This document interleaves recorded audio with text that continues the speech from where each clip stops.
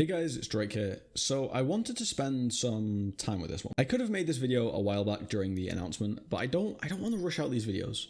I'm really enjoying taking my time, ruminating on thoughts about a particular topic or subject or what people are saying, and taking that and pouring it into a script, or at least like an outline. Hopefully you enjoy this discussion.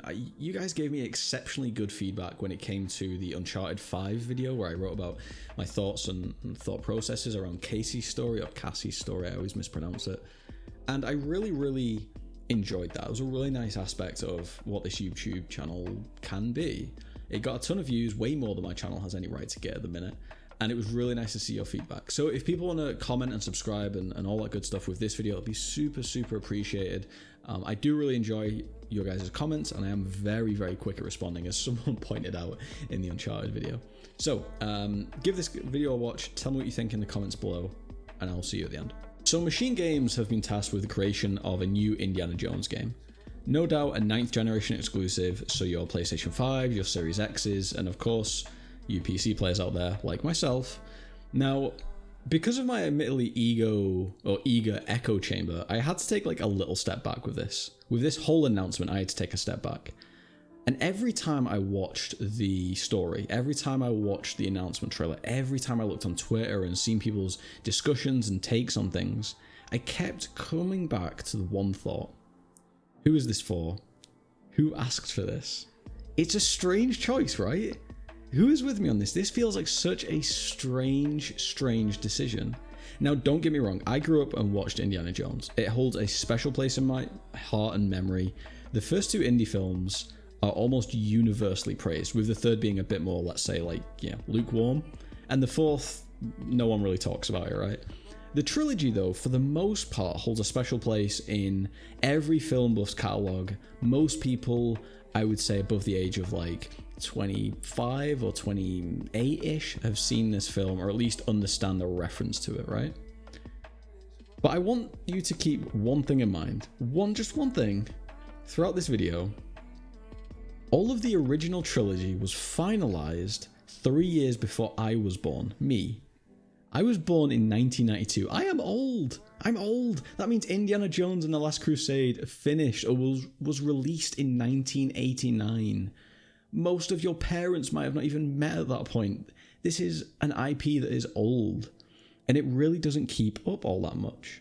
When people think about Indiana Jones, this is what they think of. They don't think about Indiana Jones and the Crystal Skull, the Lego games, or the adventures of young Indy, right? And like, even hardcore indie fans don't even care about young Indy.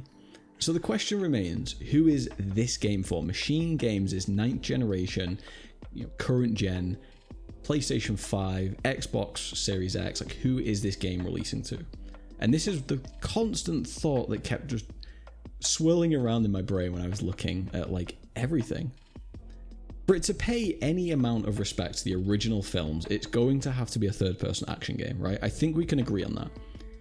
It doesn't have the depth or the world building of a Star Wars or a Lord of the Rings or a Harry Potter. There's not a whole lot of directions they can go without detracting too far from like the slim pickings that already exist. The story, the characters, like it just isn't there for this IP. The only thing you can really go off is Indy himself. And to introduce anything new would feel too new, right? Because it would take away from what is already slim pickings. It's established. Indy is the character. You can't really jump in and start picking at different things. They've noticed this, and admittedly that they have some issues like branding wise around the Harry Potter, which is now the Wizarding World, right? They did it with the Fantastic Beasts, which I think is great, but they could do better things with it. I am super excited for Hogwarts Legacy next year, which I know it got delayed. I'm really heartbroken about it. But you see what they can do there. They can go into these worlds and they can tell better stories, bigger stories. They can do that with Star Wars a million times over. Star Wars has been doing it for 30 years, right? Like telling all these far-reaching different stories. They can't do that with Indiana Jones. And the reason I say third person, by the way, well, Indy as a character, as a silhouette, is very famous. They even use it in the logo at some point, right? So they need that silhouette. They need to use that. That's why I think it's going to be a third-person game and not a first-person, which Machine Games is very much used to. Anyway, this means one thing, right? it's going to be compared to Uncharted and the Tomb Raider reboot almost immediately, which, yes, is ironic given that Uncharted and Tomb Raider clearly had Indiana Jones as a huge piece of inspiration all the way from the beginning. The interesting thing here is that we live in an Uncharted world, right? An Uncharted ruled world. Uncharted 4 was exceptionally well received. The more recent Tomb Raider games are very well received, at least for the most part. I think it is a completely fine argument to hold something like Uncharted 2 and 4 next to Indy 1 and 2 and say Uncharted is the stronger piece of creative work. Not only in terms of story, but maybe even in terms of character. Indiana Jones really maybe doesn't stretch past Uncharted Drake's Fortune. Now, this game will sell. Drake, what do you mean? You just said that it's a strange choice of a game. This game will sell. Not because of the creative strength of the IP, not because of the world building, not because of the story, but rather its legacy in pop culture and experienced gamers now reaching older demographics. Demographics, by the way, will be 25 to 45.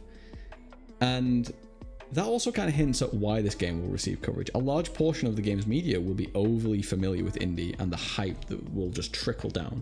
You're not going to go on Twitter and Twitch and YouTube and see people that are 12, 15, 20 years old playing and streaming this game. Maybe some will, like single player enthusiasts, to see what's happening.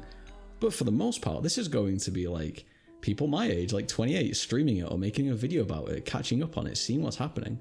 And maybe someone like Alana Pierce, right? That she streams it and it trickles down. Girlfriend reviews, you think of these people, like it trickles down and people will pick it up and run from there. I don't think this game has the strength. I don't think the world around Indy has the strength to go it alone.